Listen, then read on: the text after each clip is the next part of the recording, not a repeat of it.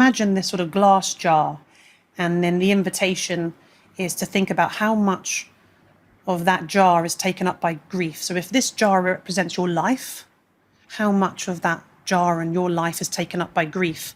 And then what you'll typically see is this big black ball taking up most of the jar, i.e., grief consumes my life.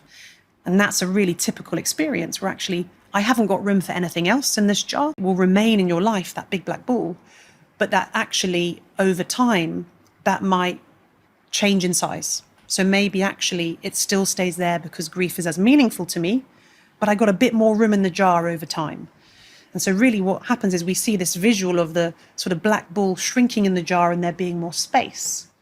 What we're trying to sort of represent with that imagery is that grief will stay a meaningful part of your life, but over time with the right supports, that there's room to build a life around grief. So what else can I put in that jar to help me engage in a life that's worth living? You know, talking with people, engaging in hobbies that I enjoy and bring me pleasure, relationships, maybe my work, you know, what else can I fit in the jar over time that helps me have a meaningful life, but recognizing that grief will always be part of that jar.